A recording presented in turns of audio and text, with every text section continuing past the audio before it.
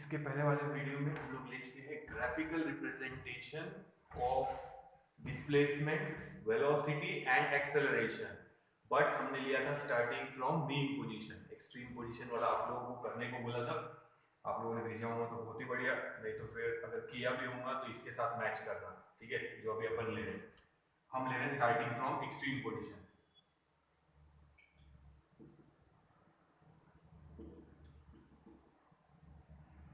Extreme position की शुरुआत x is equals to a cos omega t। Starting from extreme position, derivation में बताया था मीन पोजीशन रहा तो x is equals to a sin omega t। Extreme position से शुरुआत हो रही होगी तो x is equals to a cos omega t, ठीक है। आगे चलते हैं, वेलोसिटी का निकालेंगे तो इसको एक बार डिफरेंशिएट करेंगे with respect to time. a constant amplitude, cos का माइनस ना, तो ये माइनस पहले ले लेते, ये a cos का sin ओमेगा टी, ठीक है। बार बार बता रहा, ध्यान रखना, एक बार फिर से बताया था y is equals to sin 8x, ऐसा है समझो। इसका डेरिवेटिव लेना है dy by dx with respect to x। यहाँ t है तो विद रिस्पेक्ट टू t ले रहे हैं। sin का डेरिवेटिव cos लिखते हैं, या cos होगा तो sin लिखेंगे माइनस 8x, वैसे की वैसे रखना पड़ेगा, ठीक है। अब मान लो 8x का डेरिवेटिव आगे मल्टीप्लिकेशन में लिखना है आपको, तो अगर मेरे पास है y is equals to 8x, इसका डेरिवेटिव 8 कांस्टेंट, x का डेरिवेटिव 1, यानी बचेगा 8, तो यहाँ हम लोग लिखेंगे 8। उसी तरह यहाँ t का डेरिवेटिव 1, बचेगा ओमेगा, तो ये लिख दिया ओमेगा।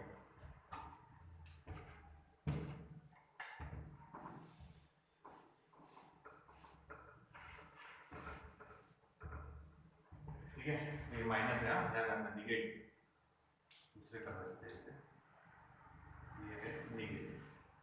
फिर निकालेंगे acceleration. Acceleration is equals to इसका derivative dv upon dt, minus वैसे क्योंकि ऑलरेडी है ही वो इक्वेशन में minus a omega constant, sine का डेरिवेटिव cos, ये माइनस ऊपर से कंटिन्यू हुआ, और ओमेगा टी में से ओमेगा का डेरिवेटिव, टी का डेरिवेटिव 1, ओमेगा बचेगा तो ये हो जाएगा ओमेगा स्क्वायर। ये डिस्प्लेसमेंट, वेलोसिटी, ये एक्सेलरेशन। तो ये कांस्टेंट रखा, साइन का डेरिवेटिव लिखा है cos, और ओमेगा टी में से बचेगा ओमेगा, टी का डेरिवेटिव 1, तो ओमेगा सामने मल्टीप्लाई, तो ओमेगा स्क्वायर हो गया। तो ये डिस्प्लेसमेंट, ये वेलोसिटी, ये एक्सेलरेशन। मैंने पहले ही बताया था आपको कि ये दोनों नेगेटिव, मैच करो वैसे ही लिखा था। फिर से देखो, टेबल बना लेते हैं, टाइम के साथ प्लॉट करेंगे और ओमेगा टी की वैल्यू भी लिख लेंगे।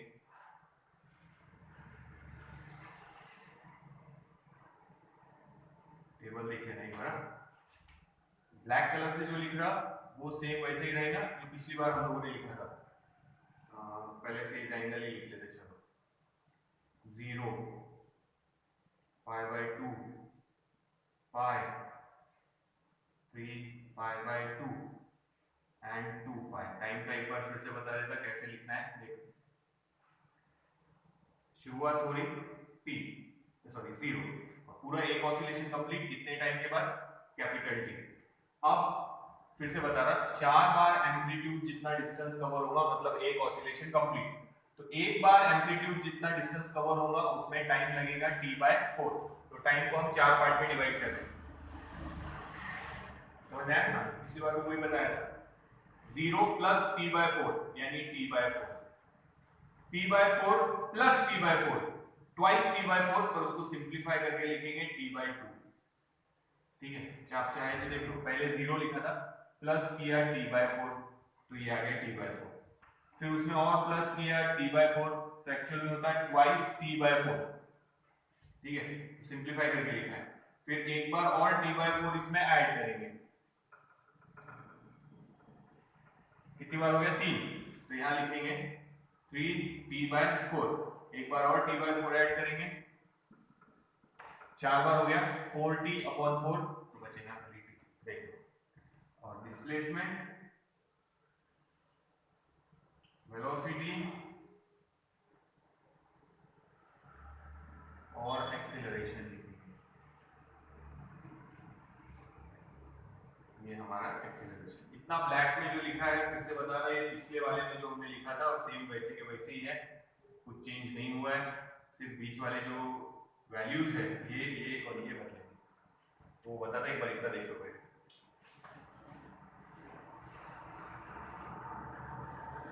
अब देखो टेबल फिर से काम आएगा हमारे, याद होंगे आप लोगों को, sine cos 0 pi by 2 pi 3 pi by 2 and 2 pi, sine 0 0, sine 90 1, फिर अल्टरनेट 0 माइनस 1 0, ठीक है।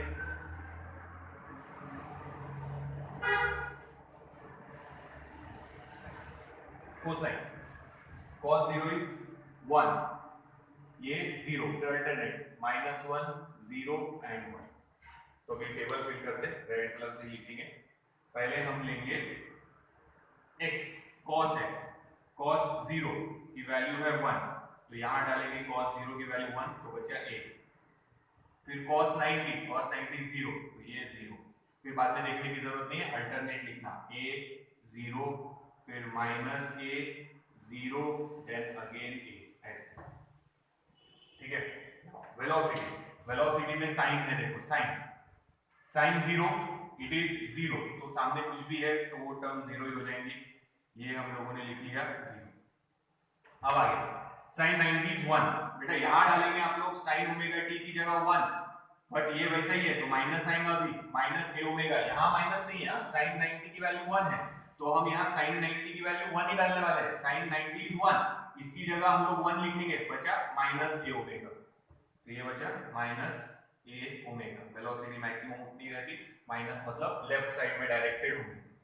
अब अल्टरनेट चले, तो आगे का देखना चाहते तो कर सकते, फिर साइन पाई 0, तो यहां डाल लेंगे 0, फिर साइन 3 पाई बाई 2 माइनस 1, यहां माइनस 1 और ये माइनस प्लस, यानी बचेगा ए ओमेगा, देखो अल्टरनेट आ गया, और ये फिर से 0। अब देखेंगे एक्सेलरेशन में cos 0 इज 1, यहां आएगा 1, और सामने है माइनस, ये बचेगा, तो it is minus A omega square. cos 90 0, तो ये पूरी टर्म 0, फिर देखने की जरूरत नहीं, अल्टरनेट चला, ये माइनस था तो यहाँ आएगा प्लस ए ओमेगा स्क्वायर, फिर 0, फिर अगेन माइनस ए ओमेगा स्क्वायर। आप टेबल में से वैल्यू डाल के देख सकते हैं। फिर से देखते हैं, जहां डिस्प्लेसमेंट मैक्सिमम वहां एक्सीलरेशन भी मैक्सिमम, बट ये पॉजिटिव है तो ये निगेटिव, ये निगेटिव है तो ये पॉजिटिव, ये पॉजिटिव ये निगेटिव। बताया था क्यों ऐसा, क्योंकि acceleration is equals to minus omega square X, इसलिए साइन अलग है, डायरेक्शन अलग है ना। जहां डिस्प्लेसमेंट 0 वेलोसिटी, जहां डिस्प्लेसमेंट 0 वेलोसिटी मैक्सिमम, जहां डिस्प्लेसमेंट मैक्सिमम यानी एक्सट्रीम पोजीशन पे वेलोसिटी 0। तो आप ऐसे वो टेबल चेक कर सकते हैं। अब बनाएंगे इसका ग्राफ। कल जो कंक्लूजन मैंने अपने ग्राफ से बताए थे, स्टार्टिंग फ्रॉम मीन पोजीशन, वही कंक्लूजन इस पर से भी देखेंगे हम। तीनों ग्राफ एक साथ में ड्रॉ करेंगे और टाइम के रिस्पेक्ट में ड्रॉ करेंगे। अगर फेज के रिस्पेक्ट में पूछा तो फेज, ग्राफ बदलने वाले नहीं है, सिर्फ लेबलिंग बदलेगी, वो देखना है। देखो यहां से ले लेते हैं,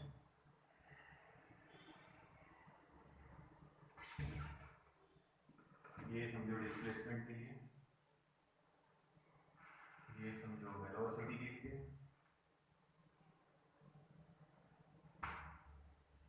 ये समझो एक्सेलरेशन।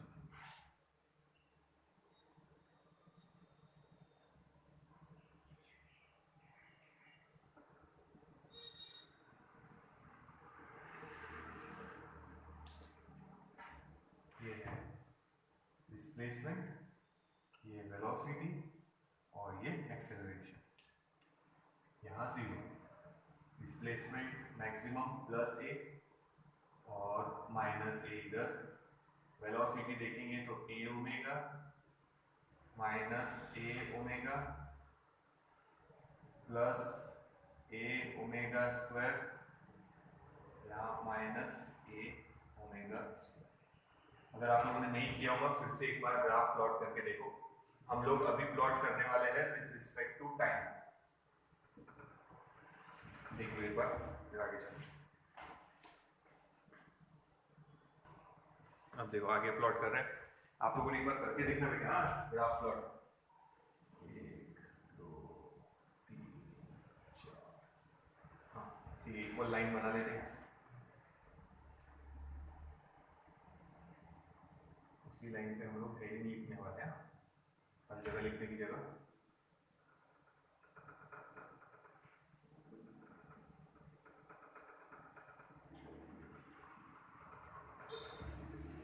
ये है पहला 0 हो गया ये, फिर t/4, ये t/2, ये 3t/4 और ये t।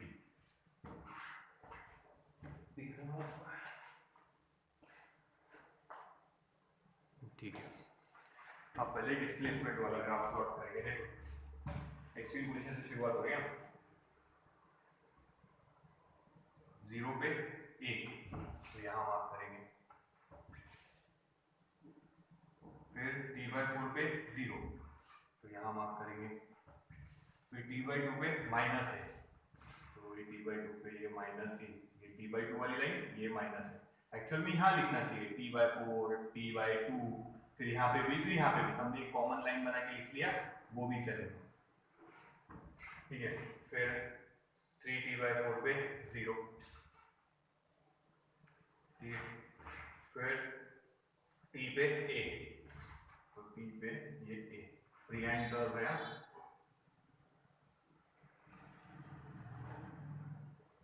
ये हो गया displacement curve starting from extreme position. Plus एक मतलब राइट एक्सट्रीम से शुरू हो रहा। उसके बाद वेलोसिटी का, ठीक है, तो ये हटा देते हैं एक बार बीच में से, बाद में लिख देंगे वापस। 0 पे 0, 0 पे 0 ये मार्क कर दिया,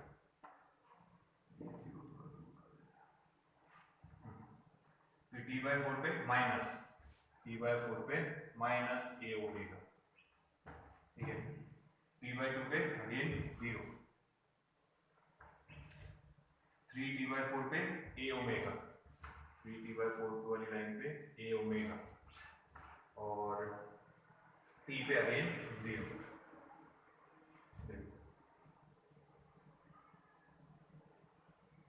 ये फ्री हैंड कर्व ड्रॉ करना रहता है ऐसा। देखो ऐसे लाइंस नहीं निकालना, 2 पॉइंट ज्वाइन करने के लिए स्ट्रेट लाइन मत निकालना, कर्व है, ध्यान रखना। नाउ एक्सेलरेशन ये बता देते हैं,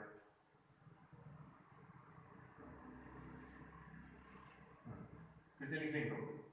0 पे माइनस a ओमेगा स्क्वायर यानी यहाँ पे, फिर t/4 पे 0 मतलब यहाँ पे, t/2 पे a ओमेगा स्क्वायर मतलब यहाँ पे, फिर 3t/4 पे 0 मतलब यहाँ पे, फिर t पे माइनस यानी ये यहाँ पे। फ्री हैंड कर्व,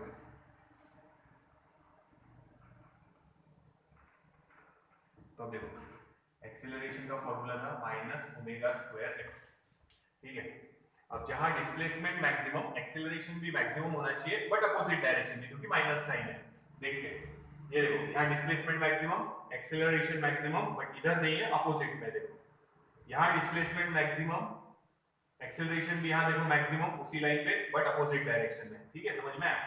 फिर से देखो, जहां डिस्प्लेसमेंट 0 है वहां वेलोसिटी मैक्सिमम, जहां डिस्प्लेसमेंट मैक्सिमम है वहां वेलोसिटी 0, मतलब फिर ग्राफ सही। और बता आगे वो भी वेरीफाई करेंगे, देख लो इतना। ये t, ये भी करो, ये भी t और ये भी t। अगर हाँ देखो फिर से ये कंप्लीट तो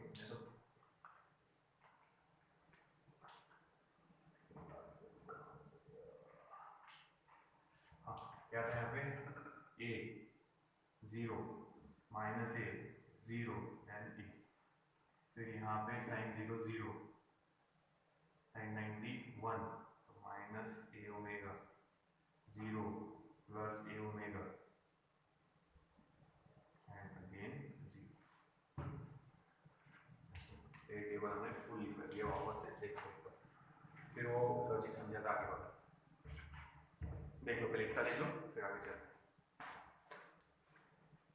बेटा ये आप लोगों ने ड्रॉ करना था, स्टार्टिंग फ्रॉम मेन पोजीशन जैसे किया वैसे स्टार्टिंग फ्रॉम एक्सट्रीम पोजीशन आप लोगों को करना था। एक बार देख लो फिर मैं वो कल वाले जो कंक्लूजन थे ग्राफ से वो वापस एक बार करके बता देना। एग्जाम में बेटा टाइम के रिस्पेक्ट में ही प्लॉट करना है, फेस के रिस्पेक्ट में नहीं, पर फेस के रिस्पेक्ट में भी बता देता अगर करना है तो। यहाँ लिखेंगे पाई बाय 2, यहाँ लिखेंगे पाई, यहाँ लिखेंगे 3 पाई बाय 2 और यहाँ लिखेंगे 2 पाई। एक ऑसिलेशन कंप्लीट। यहाँ लिखना पड़ेगा टी की जगह ओमेगा टी, यानी फेज ले रहे या थीटा लिख सकते, omega T and omega T. इसको थीटा भी लिख सकते हैं, ओमेगा टी की जगह थीटा लिख सकते हैं आप लोग। कल वाला जो मैंने बताया था कंक्लूजन, इस पर भी बता देता, ध्यान दो।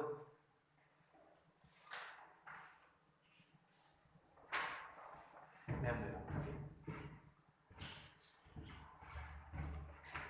ये थीटा देना,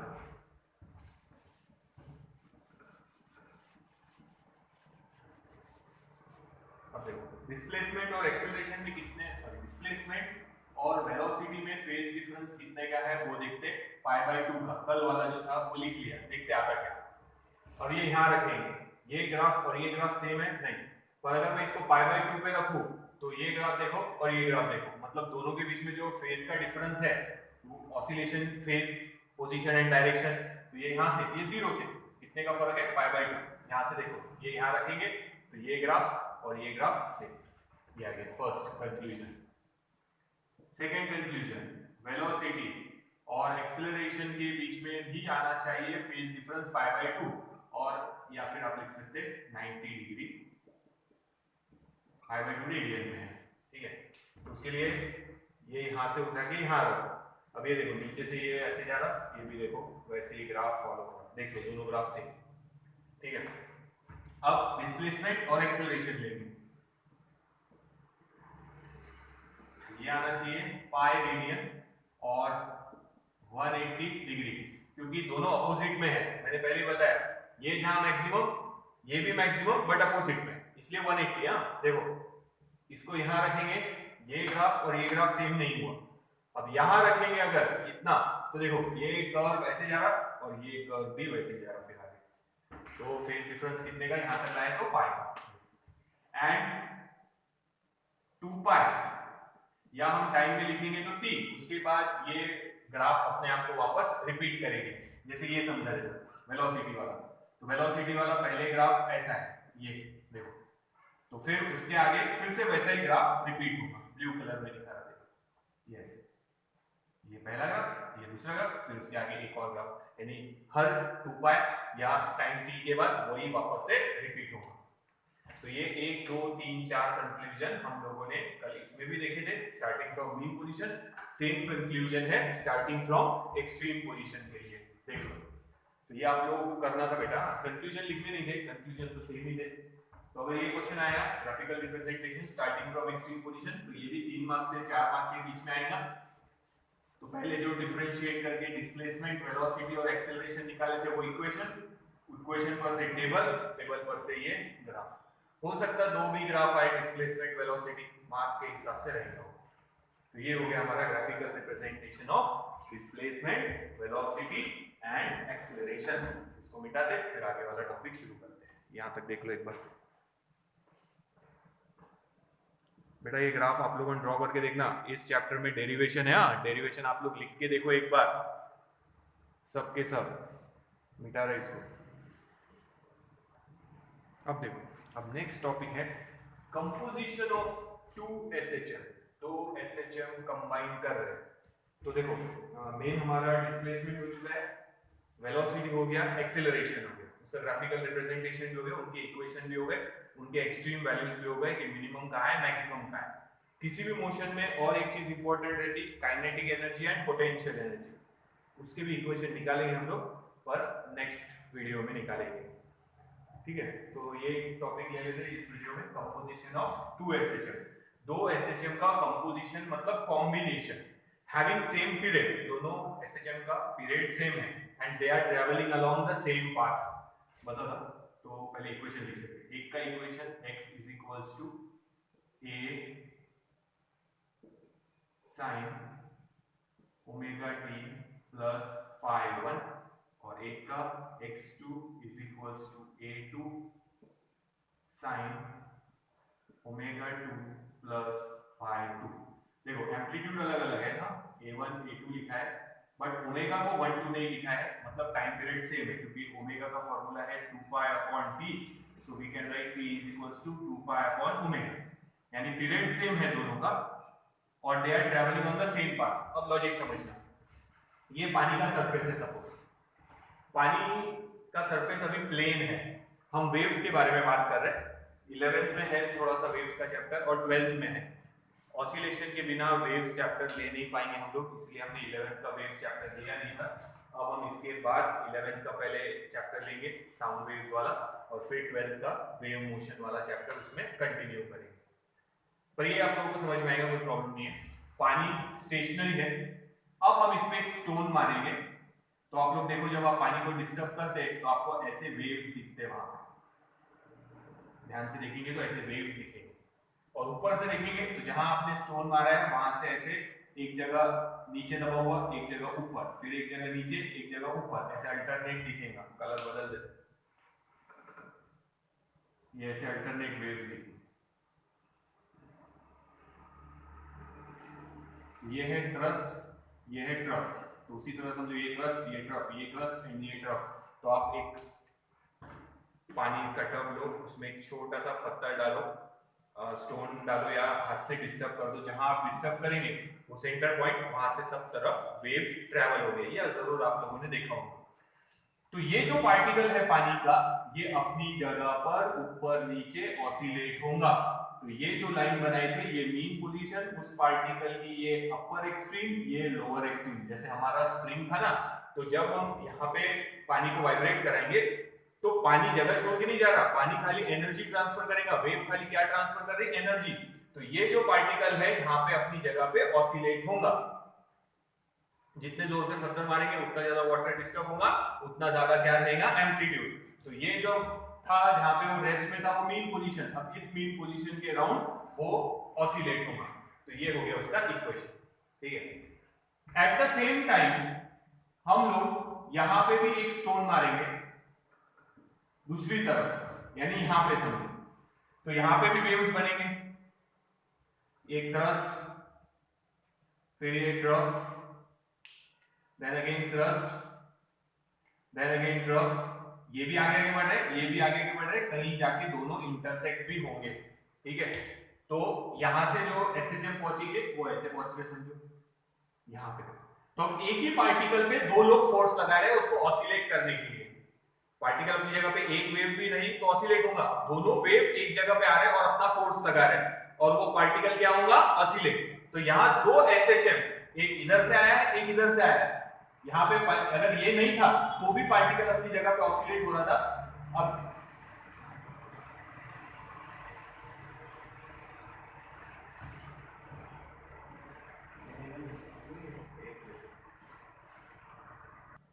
समझ में आया ना? तो मान लो ये वेव नहीं थी तो भी यहाँ से एनर्जी यहाँ तक पहुंची, ये पार्टिकल अपनी जगह पे ऐसे ऑसिलेट हो रहा था, जहां वो रेस्ट में था अब वो वाइब्रेट हो रहा अपनी जगह पर, ऊपर नीचे वाइब्रेट होगा पार्टिकल वहीं पे। अब हम दूसरा भी फोर्स लगा रहे हैं, दूसरी भी वेव यहाँ पे पहुंचेगी और ये पार्टिकल ऑसिलेट होगा, पर यहाँ पे अब दो फोर्स एक साथ में उस पे एक्ट हो रहे हैं, एक इधर से जो आया एसएचएम, एक इधर से जो आया एसएचएम, एक ही लाइन पे आया है और दो एसएचएम कंबाइन हो गए, कॉम्बिनेशन ऑफ टू एसएचएम। ध्यान देना वाह, ये लॉजिक तो समझिए। दूसरा क्या बता रहा, देखो डिस्प्लेसमेंट, हमारा वेक्टर रूल लगेगा, वेक्टर फॉर्मूला आएगा, देख लो बता दो, इससे मिलता जुलता फॉर्मूला है हम लोग का, r is equals to under root of p square plus q square plus 2i pq cos theta. याद है ना ये फॉर्मूला, वेक्टर्स का है, दो वेक्टर। तो यहाँ पे क्या हो रहा, इधर से एक वेव आ रही और यहाँ पे पार्टिकल को ऑसिलेट कर रहा है, अब इधर से दूसरी वेव आ रही,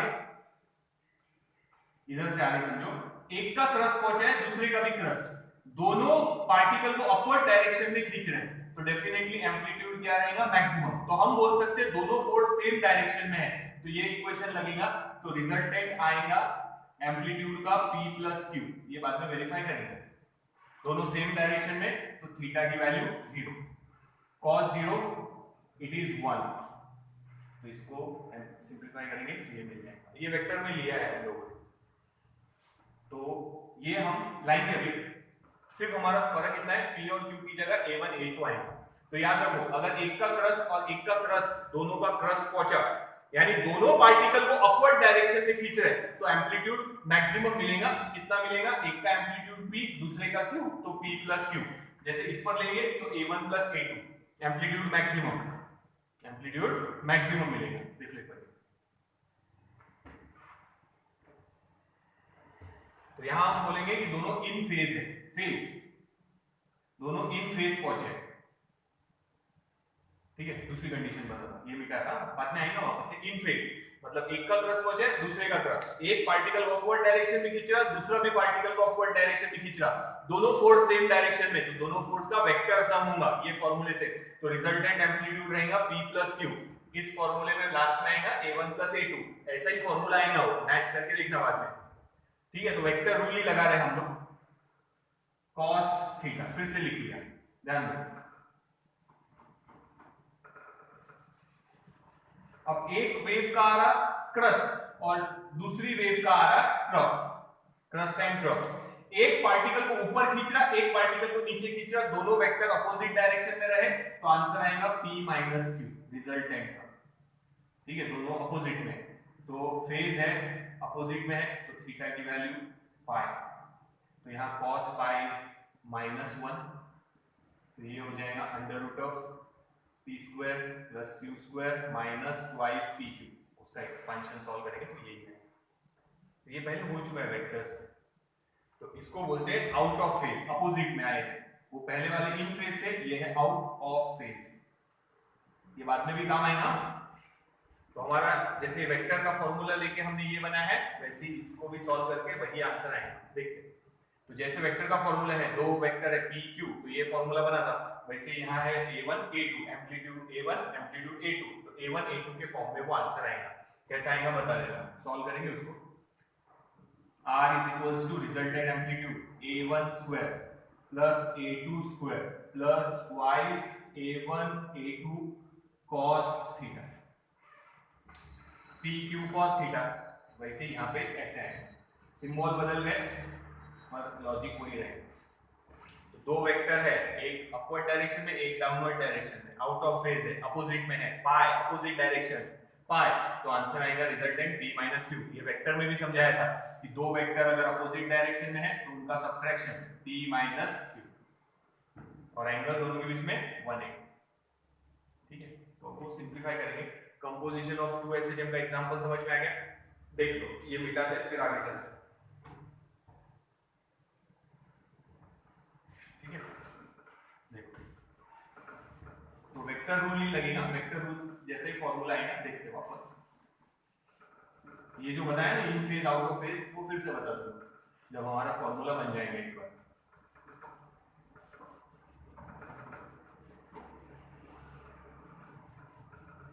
चलो ध्यान, कंपोजिशन कंबाइन करना है तो हम सिंपल लिखेंगे, यहाँ पे देखो x is equals to resultant x1 plus x2, दोनों को ऐड करो, तो यहाँ आएगा a1। ये स्टेप देखना एक दो कम होंगे जैसे टेक्स्ट बुक में वैसे नोट्स में, यहाँ मैं पूरा सिंपलीफाई कर रहा, आपको लिखना हो तो एक आधी स्टेप आप डाल लेंगे नोट्स में। प्लस a2 की वैल्यू, सॉरी x2 की value a2 sin omega t plus phi. Composition है, कॉम्बिनेशन है, कंबाइन कर रहे दोनों को, तो सादा लिख लिया हमने x1 प्लस x2, ये x1 एक जो वेव आ रही थी, x2 दूसरी वेव जो आ रही थी, x1 प्लस x2 कर दिया है। देखो तो x1 की वैल्यू डाल दो, x2 की, ये एक का डिस्प्लेसमेंट का फॉर्मूला, ये दूसरे का डिस्प्लेसमेंट का formula, having same period and travelling on the same line. इसका एक्सपेंशन देखना, ये वाला फॉर्मूला लगा रहे हैं हम लोग, ये लिख के दिए हैं पहले, जिनका मैथ्स नहीं है उन्होंने देखा ही होगा, sin a plus b, it is sin a into cos b plus cos a into sine B, हम लोग ये वाला फॉर्मूला लगाने वाले हैं इसमें भी और इसमें भी। तो a1 है बाहर, ब्रैकेट में इसका एक्सपांशन लिख रहे हैं, sine omega T into cos phi 1 plus cos omega T into sine phi 1। ये देखो साइन ए और ये plus B, sine A into cos B plus cos A into sine B. वैसे ही सेम इसका एक्सपेंशन भी लिखेंगे प्लस, डेरिवेशन लेंदी है थोड़ा सा मिटाना पड़ेगा तो साथ साथ में लिखते जाओ या नोट सामने रखना या फिर खुद लिख के देखना एक बार बैठ। ये इसका expansion sine omega T into cos phi 2 plus cos omega T into sine phi 2। देखिए तो साइन ए प्लस बी, यहाँ पे भी साइन ए प्लस बी का फॉर्मूला लगाया है। एक बार रोक लो वीडियो, इतना ही लिख के देख लो पहले, फिर आगे कंटिन्यू करते हैं। देख लो एक बार,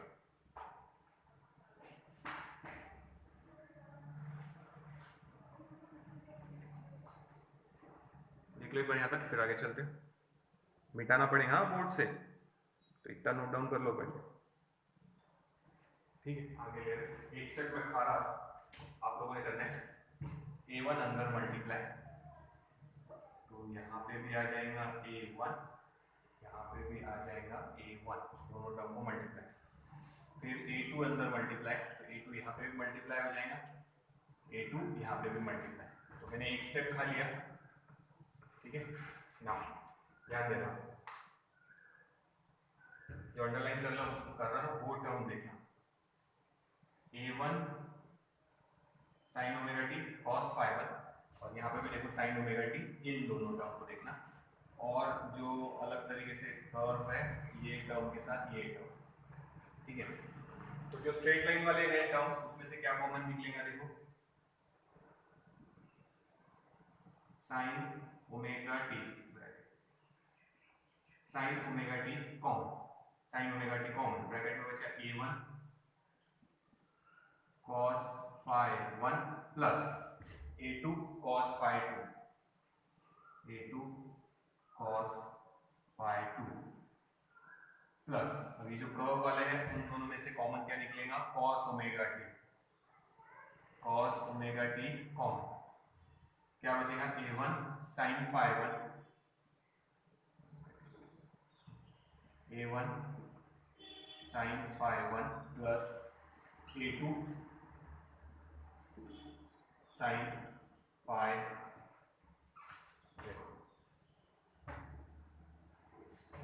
ठीक है।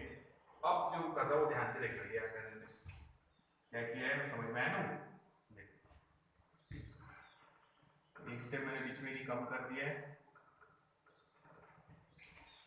इसका एक्सपेंशन लिखा था, a1 बाहर था, हमने a1 अंदर मल्टीप्लाई कर दिया। फिर a2 इसका एक्सपेंशन था, a2 हमने अंदर मल्टीप्लाई किया।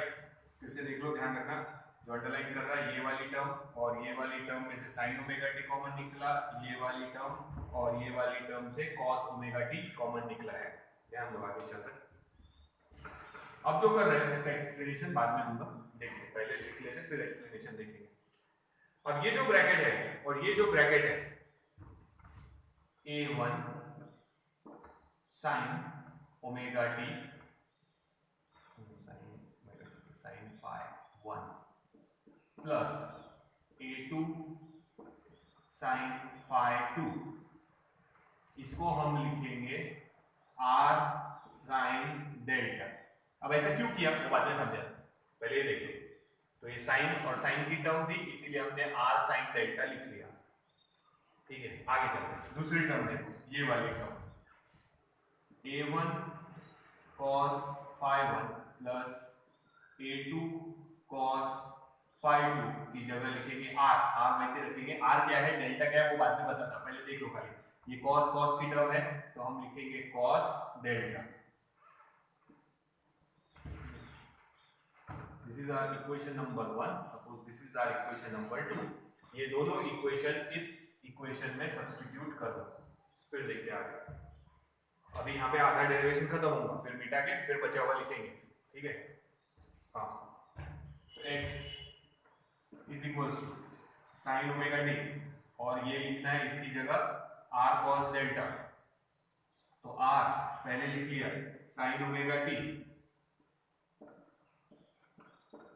cos डेल्टा, थोड़ा अरेंज करके लिख लिया, प्लस देखो इस ब्रैकेट की जगह लिखना था, क्या लिखना था, r cos डेल्टा, तो ये r cos डेल्टा थोड़ा अरेंज करके लिख लिया था, प्लस यहाँ पे भी वैसे ही करेंगे r, अच्छा पहले वैसे ही डाल दो फिर कंफ्यूजन क्रिएट, ठीक कोई बात नहीं, नेक्स्ट स्टेप में कर लेंगे, साइन ओमेगा टी इसकी जगह r cos delta, r cos delta, चलो एक स्टेप वैसे ही रखते हैं, प्लस cos ओमेगा टी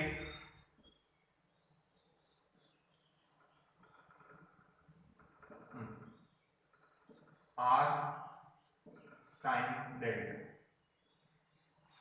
इसकी जगह ब्रैकेट, तो थोड़ा अरेंज करके लिख रहे हैं, r कॉमन निकाल लेंगे, ब्रैकेट में बचेगा sine omega T into cos delta plus यहाँ cos omega T into sine delta. Final step इस पार्ट की अभी जो लिख रहे हैं, so we can write x is equals to, ये r वैसे, ये देखो साइन है cos b, cos है sin b, so this is the expansion of sine omega T plus delta. अब इस पर से देखो, अब समझ लो, तो अब इस इक्वेशंस को इस इक्वेशन के साथ कंपेयर करो, तो a1 a2 क्या थे, एम्पलीट्यूड, तो r हमारा हो गया रिजल्टेंट एम्पलीट्यूड, यानी जैसे मैंने बताया कि सेम डायरेक्शन में आ रहे होंगे तो प्लस होगा, अपोजिट डायरेक्शन में आ रहे होंगे तो माइनस, तो रिजल्टेंट एम्पलीट्यूड का फॉर्मूला निकालेंगे बाद में, पर अभी ये जो r है, हमने यहाँ जो ये r सब्स्टिट्यूट किया था, ये है रिजल्टेंट एम्पलीट्यूड, a1 a2 की जगह r आ गया, साइन की जगह साइन है, ओमेगा टी की जगह ओमेगा टी है, मतलब अभी भी टाइम पीरियड सेम ही है, सिर्फ फेज बदल गया, यहाँ इनिशियल फेज φ1, यहाँ इनिशियल फेज φ2, यहाँ इनिशियल फेज है डेल्टा। तो अब हमको पता है ये जो r लिखा था ये है रिजल्टेंट एम्पलीट्यूड, और ये जो डेल्टा लिखा है वो है रिजल्टेंट इनिशियल फेज। समझ में आ रही है? पहले यहां तक देखो फिर आगे चलते हैं। अब जब न्यूमेरिकल आएगा, अच्छा इतना देख लो और यहां तक लिख लो बेटा, अब हमको r और डेल्टा का इक्वेशन निकालना है कि दो एसएचएम कंबाइन हो रहे हैं, तो ये है रिजल्टेंट एम्पलीट्यूड, तो न्यूमेरिकल आया कि भाई दो एसएचएम कंबाइन हो रहे हैं, रिजल्टेंट एम्पलीट्यूड निकालो और रिजल्टेंट इनिशियल फेज निकालो। तो कैसे निकालना हो बता दो, ये एसएचएम है, ये भी एसएचएम है, तो इन इक्वेशन के साथ अगर मैच करेंगे तो ये भी इक्वेशन इसके जैसा ही है। तो composition of two SHM is also a new SHM, जिसका रिजल्टेंट एम्पलीट्यूड है r और रिजल्टेंट इनिशियल फेज है डेल्टा। तो r मतलब क्या लिखेंगे, रिजल्टेंट एम्पलीट्यूड, डेल्टा मतलब रिजल्टेंट इनिशियल फेज, जैसे φ1 इनिशियल फेज पहले बताया था, φ1 को क्या बोलेंगे, इनिशियल फेज या स्टार्टिंग फेज, या बताया था इक्वॉज, सेम वही, initial phase initial phase initial phase, but ये रिजल्टेंट इनिशियल फेज है कंपोजिशन का, ये रिजल्टेंट एम्पलीट्यूड है कंपोजिशन का। तो इसमें जो r है वो है रिजल्टेंट एम्पलीट्यूड और डेल्टा है रिजल्टेंट इनिशियल फेज, ये याद रखना लिखना। अब मैं समझा था आगे, इतना देख लो, पहले आधा डेरिवेशन हुआ है, अभी और बचा, तो ये देख लो पहले। तो यहां से यहां तक तो ज्यादा प्रॉब्लम नहीं है, ये एक्सपांशन है, ये एक्सपांशन जैसे यूज किया है उसका उल्टा यहां से बनाया है, देखो। तो इतना देखो फिर आगे चलो।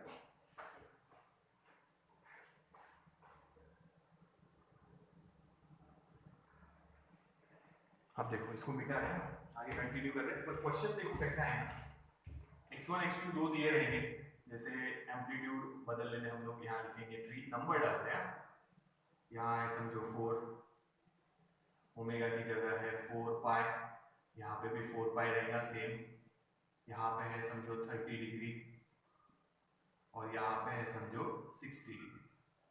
क्वेश्चन ये है कि एम्पलीट्यूड है 3 4, साइन 4 पाई टी प्लस 30, ये 4 पाई टी प्लस 60। अब बोलेंगे इन दोनों का कंबाइन हो रहा रिजल्टेंट एम्पलीट्यूड निकालो, फिर ये 30 है 60 है तो रिजल्टेंट इनिशियल फेज निकालो, ऐसा क्वेश्चन है। तो अब हमको r और डेल्टा का इक्वेशन बनाना है, कैसे बनाना है वो देखेंगे। तो ये तो था ही, वापस से लिख देते, तो ऐसे क्वेश्चन आएंगे, this is a1, this is a2, ये है ओमेगा टी, ये है ओमेगा टी, यहाँ था phi1, ये है phi2।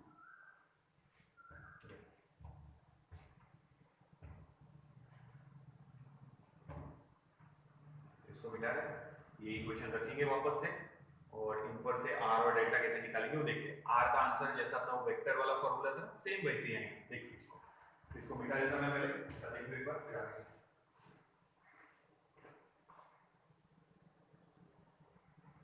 अब देखो कंपोजिशन ऑफ टू ऐसे आगे ले लें। हाँ देखो सब्स्टिट्यूशन जो इक्वेशन 1 था वो वापस से लिख रहे हैं। क्या था? r sin डेल्टा, ये किसकी जगह सब्स्टिट्यूट किया था हमने? a1 sin phi1 plus a2 sin phi2 और r cos delta a1 cos phi1 plus a2 cos phi2। ये है हमारा इक्वेशन नंबर 2। अगर मैं ऐसा लिखूं तो चलता क्या कि r is equals to under root of r sin delta, ऐसे r sin delta whole thing square plus r cos delta whole thing square.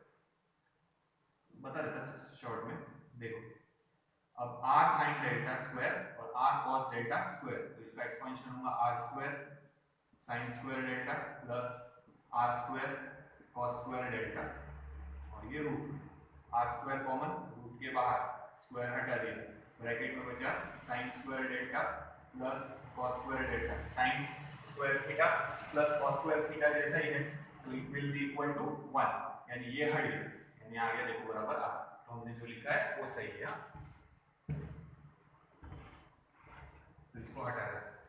इसके बाद मैं 2-3 स्टेप ले रहा, वो नोट्स में नहीं है क्योंकि टेक्स्ट बुक में भी वो स्टेप्स दिए नहीं है, तो आप लोगों ने वो लिख लेना है। ध्यान दो कैसे कर रहे हैं। So r is equals to under root of इसका स्क्वायर, ठीक है, तो आएगा a1 sin phi1 plus a2 sin phi2 whole thing square plus इसका स्क्वायर, so a1 cos phi1 plus a2 cos phi2 whole thing square. आप लोगों ने भी डायरेक्ट लिखना है क्योंकि टेक्स्ट बुक में डायरेक्ट है, तो जब बोर्ड के एग्जाम में लिखना पड़ेगा तो वो मॉडल आंसर शीट में भी डायरेक्ट ही रहेगा, स्टेप को मार्क्स नहीं रहेंगे वो, पर मैं पूरा सिंपलीफाई करके बता रहा, आप लोगों ने देख लेना है। हाँ, so under root of a plus b whole square का formula, a plus b whole square, तो it is a square plus b square plus twice ab, ठीक है ना, मैथ्स का फॉर्मूला। तो ये a है पहला हमारा, a1 square sin square phi1 plus ये b square a2 square sin square phi2 plus बीच में दोनों का प्रोडक्ट 2 के साथ twice a1 a2 sin phi1 sin phi2 sin phi1 sin phi2,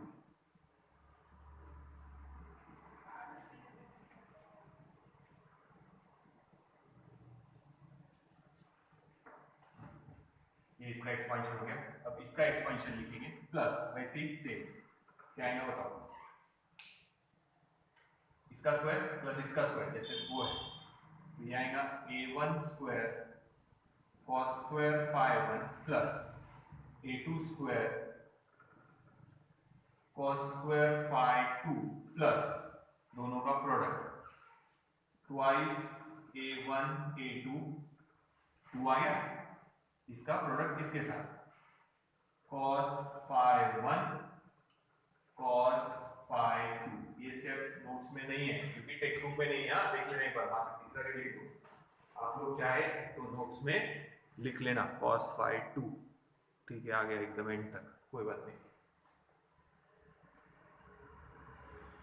ठीक है। अब ध्यान दो, इसमें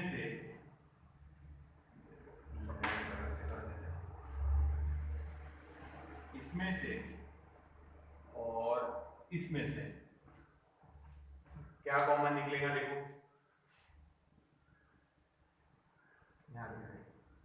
a1 स्क्वायर इसमें से और इसमें से a1 square common, sine square phi plus cos square phi यानी 1, वो लिखने की जरूरत नहीं है। फिर उसके बाद देखो इसमें से और इसमें से कॉमन क्या निकलेगा? ठीक है, तो a2 square common, sine square phi 2 cos square phi 2, sine square phi ये फॉर्मूला याद है ना, sine square theta plus cos square theta is equals to 1। तो फिर से यहां बचेगा a2 स्क्वायर आगे 1 प्लस, अब बचे हुए टर्म में से देखो इसमें से और उसमें से कॉमन निकलेगा twice a1 a2 common, bracket में बचेगा कॉस वाली टर्म पहले लिख लो, साइन वाली बाद में लिख लो, कोई भी पहले लिखेंगे चलेंगे, प्लस ही है sine phi 1 plus sine phi 1 into sine phi 2 plus cos phi 1 into cos phi 2। तो इसमें से और इसमें से कॉमन निकल गया twice a1 a2 sine phi 1 sine phi 2 cos phi 1 cos phi 2 ये बचा। देखो नोट्स में इसके बाद जो अभी आंसर लिखेंगे वो डायरेक्ट लिखा है, क्योंकि टेक्स्ट बुक में वो डायरेक्ट लिखा है इसीलिए, नहीं तो हम पूरा सिंपलीफाई कर दे, पर अब मैं आप लोगों को स्टेप बता रहा तो लर्न करने की जरूरत नहीं है, स्टेप फॉलो करेंगे आंसर मिल जाएगा। So r is equals to under root of a1 square plus a2 square plus twice a1 a2, फॉर्मूले लिख के है ये देखना, cos phi cos a into cos b plus sin a into sin b, it is expansion of cos a minus b यानी phi 1 minus phi 2। तो ये हमारा फाइनल आंसर हो गया रिजल्टेंट एम्पलीट्यूड।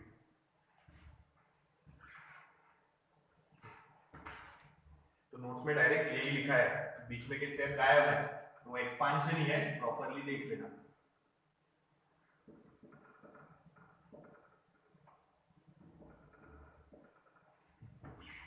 फॉर्मूला लिख दिया cos a into cos b plus sin a into sin b, it is expansion of cos a minus b।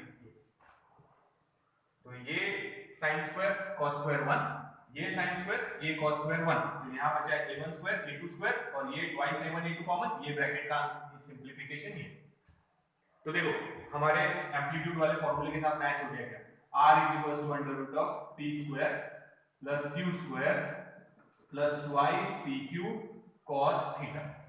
देखो p की जगह a1 square plus a2 square plus twice a1 a2 cos theta, cos theta की जगह cos phi 1 minus phi 2 same आया है। देख लो एक बार, ये निकल गया r का फॉर्मूला।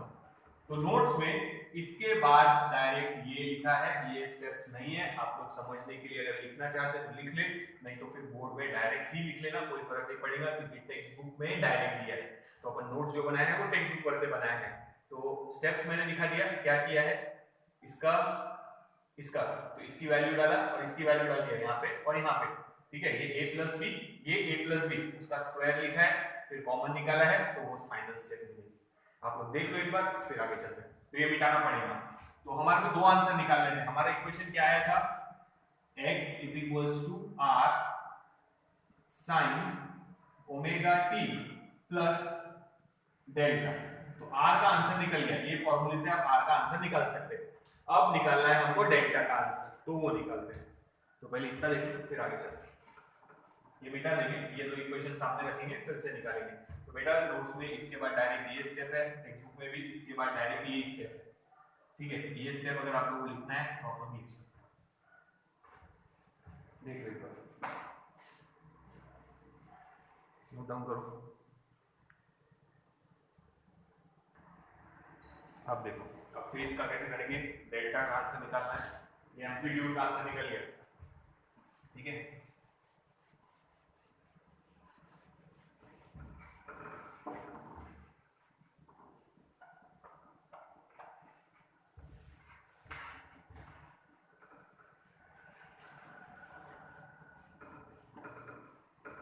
इसका आंसर फॉर रिजल्टेंट एम्पलीट्यूड। अब फेज का आंसर देखते कैसे निकलेगा। फिर ये पूरा डेरिवेशन कंप्लीट हो जाएगा, क्वेश्चन आएगा तो ये 4 मार्क के लिए आएगा। डिस्कस एनालिटिकली, मतलब मैथमेटिकली अपने को डिस्कस करना है कंपोजिशन ऑफ 2SHF, ठीक है। अब फेज का देखना, दोनों को डिवाइड कर रहे हैं, equation 1 divided by 2, r sin delta upon r cos delta is equals to, इधर आएगा a1 sin alpha 1 plus a2 sin alpha 2 divided by a1 cos alpha कर लेते हैं 5 1 5 2 a1 cos 5 1 plus a2 cos 5 2, इन दोनों को डिवाइड किया हम लोगों ने। r और r कैंसिल, sin अपॉन cos tan delta it is equals to a1 sin phi 1 plus a2 sin phi 2 divided by a1 cos phi 1 plus a2 cos phi 2। अब tan को उधर कर देंगे हम लोग, so we can write delta is equals to tan उधर जाएगा तो बन जाएगा tan इनवर्स, tan को उधर ले गए तो बन गया tan इनवर्स। ब्रैकेट में क्या बचेगा a1 sin phi 1 plus a2 sin phi 2 upon a1 cos phi 1 plus a2 cos phi 2, and this is the final answer. ये निकल गया फेज का। फेज का हम ये फॉर्मूले से फाइंड आउट करेंगे। डेल्टा निकालना है ना, ये निकल गया r, ये निकल गया डेल्टा। तो ये है कंपोजिशन ऑफ 2SHM का, यानी 2SHM जो कंबाइन हुए उनका रिजल्टेंट एम्पलीट्यूड। ये है रिजल्टेंट इनिशियल फेज या रिजल्टेंट इपॉच भी बोल सकते हो उसको। देखिए तो डेरिवेशन थोड़ा लेंथी था इसलिए बार-बार लेना पड़ा उठा के, तो एक बार आप लोगों ने लिख के लिखना है। स्पेशल केस बता देता, स्पेशल केस देखते हैं। स्पेशल केस अगर पूछा तो लिखना, अगर सिर्फ पूछा है discuss analytically composition of 2SHM, यानी कंपोजिशन ऑफ 2SHM डिस्कस करो, तो ये और ये फाइनल आंसर निकालने के बाद कुछ करना नहीं है। अगर उसके आगे पूछा है and also find resultant amplitude, कुछ एंगल देंगे जैसे मैं अभी बताऊंगा, और एंगल दिया है तो फिर एंगल डाल के रिजल्टेंट एम्पलीट्यूड फाइंड आउट करना है, ठीक है। देखते हैं, देख लो फिर आगे चलते हैं।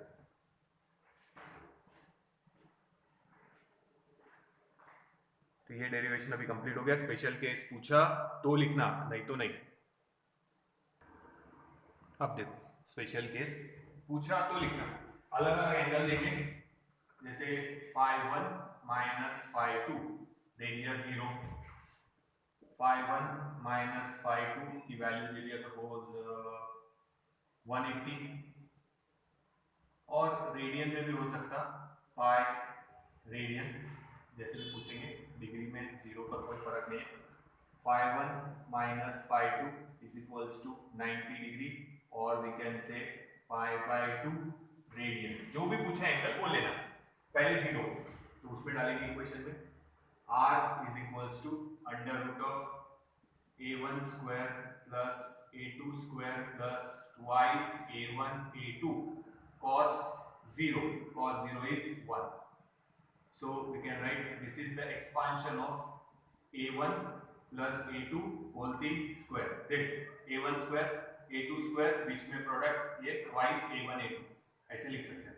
तो रूट हट जाएगा a1 plus a2। तो पहले भी बताया था इन फेज, इसको हम बोल सकते हैं इन फेज।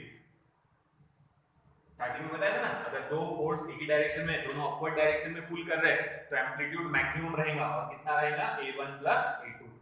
तो यहाँ एम्पलीट्यूड मैक्सिमम है, और कितना है मैक्सिमम a1 plus a2।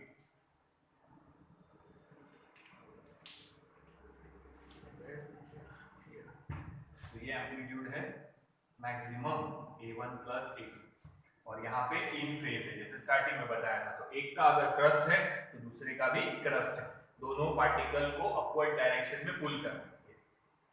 तो स्टार्टिंग में बताया तो वैसे ही सेम। हाँ, ये है हमारा out of phase, opposite direction में 180 डिग्री। देखो ठीक है, तो आंसर आना चाहिए a1 माइनस a2। देखते आता है।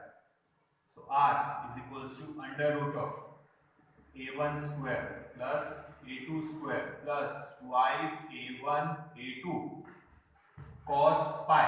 हमको पता है cos पाई की वैल्यू है या cos 180 की -1, तो ये माइनस सामने आ जाएगा, तो ये हो जाएगा a1 square plus a2 square minus twice a1 a2। This is the expansion of a1 minus a2 whole square. इसका एक्सपांशन ये है, तो स्क्वायर रूट कैंसल, सो आ गया देखो a1 माइनस a2। देखा, और यहाँ एम्पलीट्यूड रहेगा हम लोग का मिनिमम, और यहाँ है आउट ऑफ फेज। यानी जैसे मैंने बताया था स्टार्टिंग में, एक का आया क्रस्ट, एक का आया ट्रफ, यानी ऐसी अरेंजमेंट। इधर से वेव आई एक ये, और इधर से वेव आई ये दूसरी, इधर से ये, इधर से एक का पहुंचा क्रस्ट, एक पार्टिकल को ऊपर खींच रहा है, एक पार्टिकल को नीचे खींच रहा, तो resultant amplitude minus a1 minus a2, क्योंकि दोनों अपोजिट में है, आउट ऑफ फेज। ठीक है, तो इन फेज आउट ऑफ फेज याद रखो। बेसिकली तो यही पूछेंगे, अगर पूछा तो 90 डिग्री वाला देख लेते, मैक्सिमम मिनिमम याद रखना।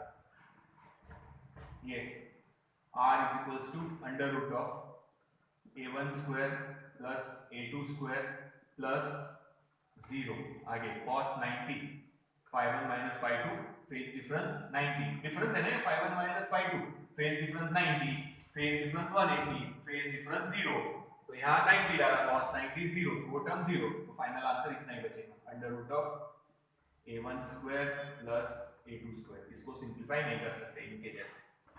अगर मान लो सपोज एम्पलीट्यूड सेम ले ले हम लोग, a1 is equals to a2 is equals to a, दोनों जो वेव आ रहे हैं उनका एम्पलीट्यूड भी सेम है, तो अगर सेम रहा तो ये आंसर हो जाएगा r is equals to a plus a twice है। तो याद रखना मैक्सिमम एम्पलीट्यूड कितना रहेगा, फिर ट्वाइस है। यहां पे डालेंगे अगर सेम, तो r इज इक्वल्स टू हो जाएगा 0, a1 माइनस a2 दोनों सेम, ये कंडीशन डाल रहे हैं हर जगह, a1 is equals to a2 is equals to a, same amplitude, तो यहाँ एम्पलीट्यूड रहेगा 0। ये हमारे बाद में भी काम आने वाले ये कंडीशन, हाँ ध्यान रखना, लाइट में भी काम आएंगे, वेव्स वाले चैप्टर में भी काम आएंगे, क्योंकि वहां पे भी पार्टिकल ऑसिलेट होंगे जैसे मैंने अभी बताया था। और यहाँ सेम डालेंगे तो r is equals to under root of a square plus a square यानी twice a square, so it implies r can be written as √2, वैसे रहेगा a बाहर आ जाएगा। तो मिनिमम कितना हो सकता है 0, मैक्सिमम हो सकता है ट्वाइस है, तो ये वाली कंडीशन याद रखो, अगर सेम है तो 0, सेम फोर्स अपोजिट डायरेक्शन में, नेट रिजल्टेंट 0, वही है सब एम्पलीट्यूड केस में भी, क्योंकि ये एम्पलीट्यूड डिस्प्लेसमेंट है वेक्टर क्वांटिटी, तो वेक्टर रूल ही लगाए। कोई और भी एंगल आ सकता, कोई भी एंगल टाइम पे आया, जैसे यहां करके बता देता,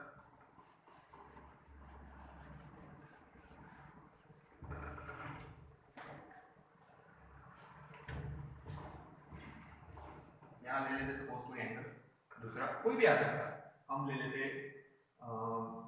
60 डिग्री, 30 भी आ सकता, 60 भी आ सकता, कोई भी आ सकता, 45 भी आ सकता, जो आया वो ले लेना। phi1 माइनस phi2 60 है, 60 को हम लिख सकते हैं π/3 radian. So r is equals to under root of a1 square plus a2 square plus twice a1 a2, cos की वैल्यू यहाँ लिखो, cos 60 या cos π/3, 60 होता है उसका मतलब 180 डिवाइडेड बाय 3, जैसे मैंने आप लोगों को बताया स्टार्टिंग में, हमारा मैथमेटिक्स में degree to radian, radian to degree convert होना सीखा है हम लोगों ने। तो ये 60 है, cos 60 is 1/2, 2 cancel, so we can write a1 square plus a2 square plus twice a1 into a2, बस ये इसका आंसर। कुछ भी आया तो वो एंगल प्रॉपर्ली इसमें सब्स्टिट्यूट करो, 30 आया तो √3/2 डाल देंगे, तो सामने खाली √3 आएगा, बस उतना चेंज होगा, वो भी करके बता दूंगा लगे। और अगर एम्पलीट्यूड सेम है यहाँ पे, तो r is equals to under root of ये a स्क्वायर प्लस ये a स्क्वायर प्लस ये a इंटू a स्क्वायर 3 बार, तो ये हो जाएगा √3 इंटू a, तो 3 बार a स्क्वायर बाहर, तो √3 इंटू a, ऐसा भी हो सकता है। देखो एक बार, तो ये नोट्स में नहीं है, एग्जाम में कुछ भी पूछ सकते हैं एंगल, हमने 3 एंगल लिए हैं, आगे कोई भी एंगल आया तो आप लोगों को सब्स्टिट्यूशन आना चाहिए। 30 डिग्री का भी करके बता देता, देखो यही हटा देते। हाँ देखो, अगर 30 रहा तो ये हो जाएगा pi by 6, cos 30 it is √3/2, ये टू कैंसिल, √3 बचेगा, तो प्लस √3 इंटू A1 A2, बस ऐसे लिखना पड़ेगा। तो जो एंगल आया उसको वैल्यू सब्स्टिट्यूट करके सिंप्लीफाई होता होगा तो करना और ऐसे सॉल्व कर लेना, बस इतना करना है। 45 वाले में बता देता क्या करेंगे।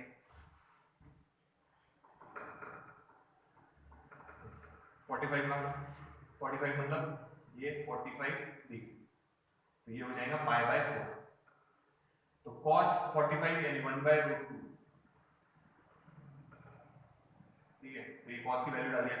ये 2 को हम ऐसा लिख सकते हैं, √2 इंटू √2 यानी 2, तो एक √2 कैंसिल कर दो इसके साथ, तो आंसर फाइनल ऐसा लिखेंगे √2 A1 A2। तो जो बेसिक हमने 3 लिए वो हमेशा पूछे जाते वो लिए, बाद में 30 60 45 कुछ भी आ सकता, उसके हिसाब से आप लोगों को फिर अरेंज करना पड़ेगा। सिर्फ cos की वैल्यू प्रॉपर डाल दो, जैसे सिंप्लीफाई होता वैसे कर लेना, बस मेन तो ये दो है, 0 180 90 45 30 60 सब करके बता दिया। एग्जाम में जो आया वो लिखना, और स्पेशल केस पूछा है तो लिखना, अदरवाइज सिर्फ ऐसा क्वेश्चन आएगा डिराइव एनालिटिकली मैथमेटिकली डिराइव करना है कंपोजिशन ऑफ 2 एसएच, तो रिजल्टेंट एम्पलीट्यूड और रिजल्टेंट फेज का इक्वेशन डिराइव करना है बस। अगर पूछा है also find the resultant amplitude when the phase difference phi1 by phi phi2, उनको बोलेंगे फेज है ना, phase omega T plus phi, तो हम उसको बोलते हैं फेज। तो ये phi1 माइनस phi2 है, तो हम इसको बोल रहे हैं फेज डिफरेंस, फेज का डिफरेंस। फेज डिफरेंस दिया रहेगा 0 90 60, जो दिया रहे वो लिखना है, सारे के सारे नहीं लिखना है। दो फेज डिफरेंस दिए 0 और 180, तो उनका लिखना है, 0 180 90 दिया है तो उनका लिखना है, 30 90 180 ऐसा दिया है, जो दिया है वो लिखना फिर टाइम। तो मैंने यहाँ पे सभी करके बता दिया आपको, ठीक है, देख लेने के बाद। तो ये हो गया हमारा कंपोजिशन ऑफ 2 एसएच। इसके बाद हम एनर्जी का लेंगे नेक्स्ट वीडियो में, काइनेटिक एनर्जी का इक्वेशन डिराइव करेंगे और पोटेंशियल एनर्जी का देखते आगे। नेक्स्ट वीडियो में इसके आगे एनर्जी वाला कंटिन्यू करेंगे।